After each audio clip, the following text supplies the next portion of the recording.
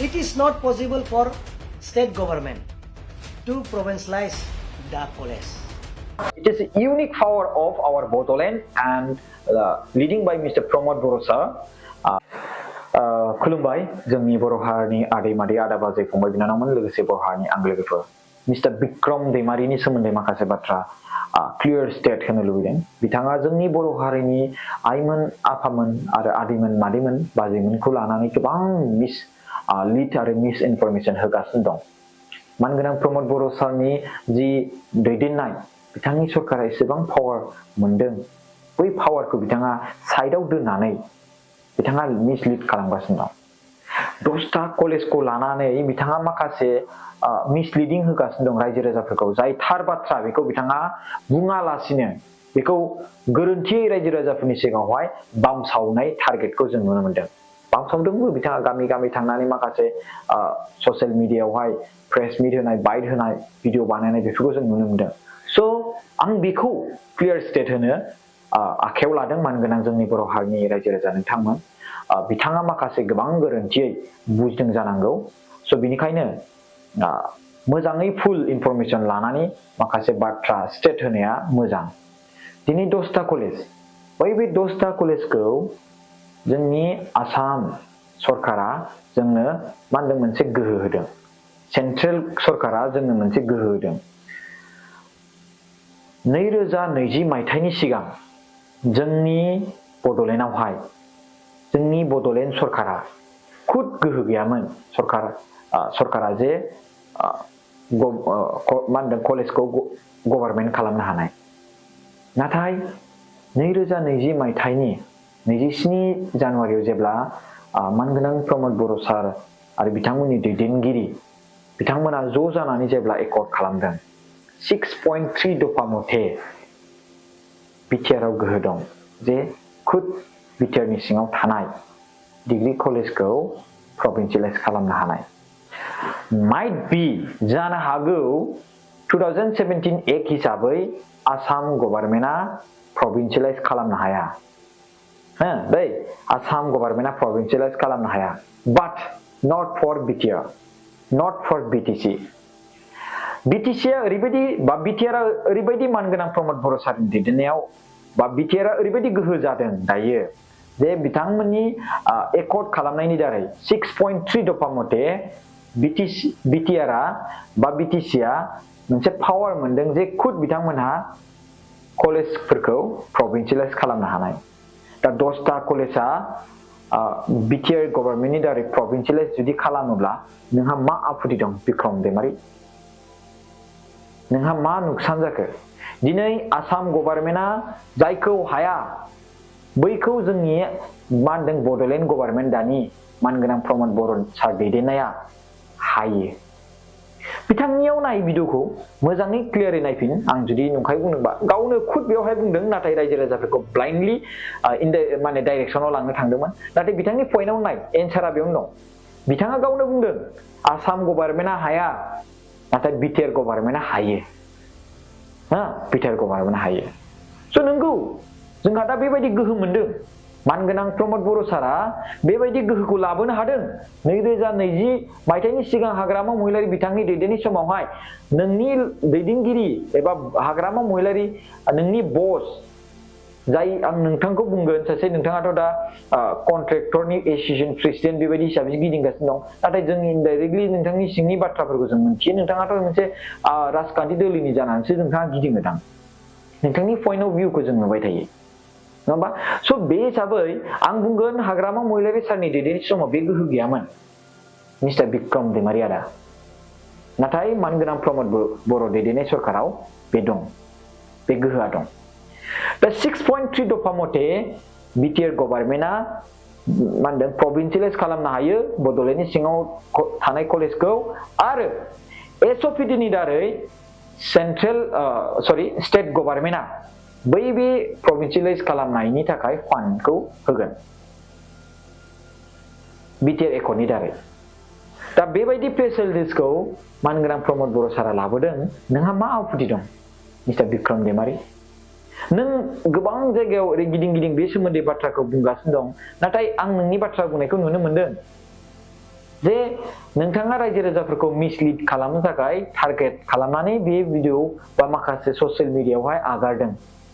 नाथाय नोंथाङा बे बाथ्राखौ मानो बुङाखै 6.3 दफा मथे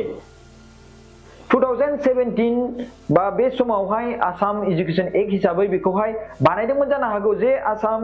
गभर्नमेन्टआ प्रभिन्सियेलाइज माखासे ल खौ लानानै गावसिनि माखासे मा होनदों एक्टखौ लानानै खालामनो हाया जानांगौ दै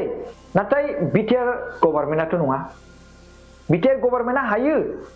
6.3 दफा मथे दा मोनसे बाथ्राया बेसो बिटिआर गभर्नमेन्ट बा बिटिआर एकर्डआ माब्ला जानाय मिस्टार बिक्रम दैमारी माब्ला जानाय 2017 मायथाइनिथ' सिगां जायाखै 2017 मायथाइनि उनावसो जादों 2020 मायथाइयावहाय 27 जानुवारियावहाय बिटिआर एकर्डआ जादों मिस्टार बिक्रम दैमारी नाथाय एजुकेशन आसामनि एजुकेशन एक्ट मा होनदों प्रभिन्सियेलाइज खालामनो हाया माखासे कलेज बा स्कुल बे माब्ला मायथाइयाव एक्ट जादोंमोन माखासे ल दानानै बे जाबाय 2017 अब्ला बेखौ मोनथिनानै सेन्ट्रेल गभर्नमेन्ट आरो आसाम गभर्नमेन्टआ बै बे 2020 27 जानुवारिनि बिटिआर एकर्डनि 6.3 दफायाव मानो बेखौ उल्लेख खालामखो मिस्टार बिक्रम दैमारी बेखौ मानो फोरमायाखै नोङो मानो नों रायजो राजाफोरखौ मा होनदों ब्लाइन्ड आरो मेगन खाथेनो गोसो जादों बेनिखायनो माखासे सरखारनि सोमोन्दै माखासे ल एन्ड माने कन्स्टिटिउसनफोरखौ मोनथियाब्ला माखासे नलेजफोरखौ मोनथियाब्ला सरखारनि माखासे खामानिफोरखौ मोनथियाब्ला मा होनदों सिरि थानाया गाहाम मोनथिजोबालासिनो निश्चयभावे नोंथाङाथ' सासे कन्ट्रेक्टर हिसाबै अफिसियेलि खामानिखौ मोनथिजोबनांगौ बाट नोंथांखौ आङो नुबाय बेवहाय जे मोनथिनानैबो नोंथाङा रायजो राजाफोरनि गोसोजों गेलेनाय आरो बे रायजो राजाफोरनि गोसोजों गेलेनायनि थाखाय नों रायजो राजाजों माब्लाबाबो निमाहा मोननाय नङा बिथांमोननि टाइमखौ नों जादों नोंनि पइन्ट बाथ्राखौ माखासे सुबुंफोरा फोथायो मानियो नाथाय नों जुदि नंखाय बुंनानै रायजो राजाफोरनि गोसोजों गेलेयोब्ला निश्चय बै रायजो राजाफ्रा नोंनो खुनु दिन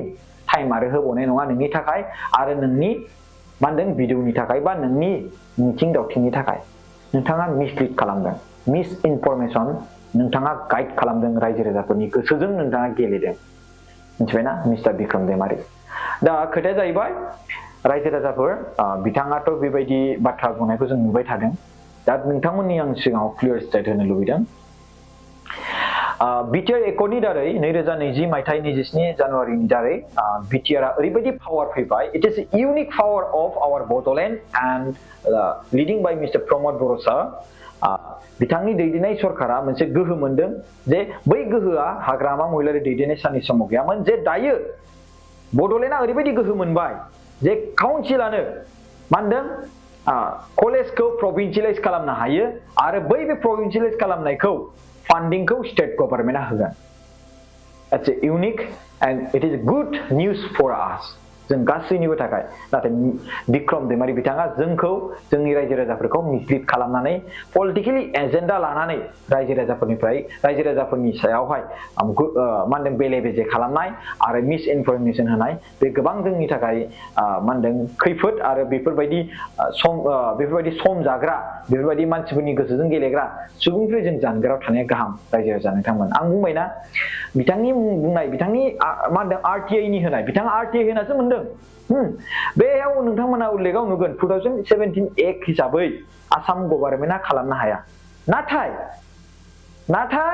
2020 मायथाइयाव बिटिआर एकर्ड जादों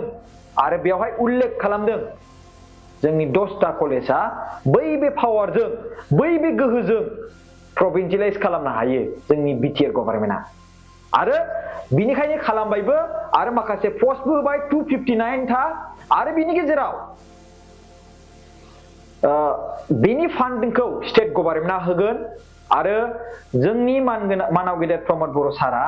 बेबायदिनो खालामनो थांबावगासिनो दंबावो आरो बेवहाय जों रंजानांगौसो बेबायदि पावार मोननायनि थाखाय आरो जों गोजोननाय जासिनांगौ हिमन्त बिश्व शर्मा एबा डक्टर हिमन्त बिश्व शर्मा आसामनि चिफ मिनिस्टार बिथांखौ आरो लोगोसे प्राइम मिनिस्टार नरेन्द्र मदि सार बिथांखौ जों गोजोननायसो जासिबावनांगौ जे जोंनि बड'लेण्डखौ बेबायदि गोहो होनायनि थाखाय जोंनि बड'लेण्डनि सिङाव थानाय कलेजफोरखौ जे प्रभिन्सियेलाइज खालामनो हानाय गोहो होनायनि थाखाय आरो बिनि गेजेराव बिथांमोनखौ जों खुलुमनांगौ दा जोङो बाखनायनांगौसो नाथाय instead of that बिनि अनगायै बिथांमोनहा माखासे पलिटिकेल एजेन्डा लानानै मिस्टार बिक्रम दैमारी बिथाङा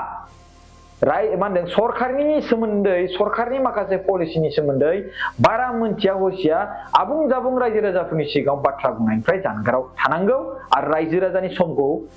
दंस खालामनायनि थाखाय रायजो राजाफ्रा बिनि सायावहाय सिन्था खालामनांगौ। थेंक इउ सो माच गाइस भिडिअखौ नायनो थाखाय खुलुमबाय। भिडिअखौ जेसेबां हायो शेयार खालामबानो जाबाय जाहाथे बिथांनि जि बुंनाया बेखौ रायजो राजाफ्रा फिन खेबसेबाव जायफोर गोरोन्थि बुजिदों बिथांमोना मोनथिनो हानायनि खेबसेबाव फिन बुंबावगोन आङो 2017 मायथाइयाव आसाम इडुकेसन एक्टआ लागू जादों नाथाय जोंनि बिटिआर एकर्डआ 2020 मायथाइनि 27 जानुवारियाव जादों। 6.3 दफा मथे जोंहा गोहो दङ जे बिटिसिआ बा बिटिआरआ प्रभिन्सियेलाइज खालामनो हानाय बडलेण्ड गभर्नमेन्टआ बा बडलेण्ड सरकारा प्रभिन्सियेलाइज खालामनो हानाय बडलेण्डनि आन्डाराव थानाय बडलेण्डनि जुरिसडिक्सनाव थानाय कलेजखौ बे हिसाबै बेखौ खालामनाय जादों आरो बेवहाय फान्डिंखौ होगोन स्टेट गभर्नमेन्टआ। स बिथां मिस्टार बिक्रम दैमारीया रायजो राजाफोरखौ गोख्रोङै बेबायदि माने बाथ्रा बुंनानै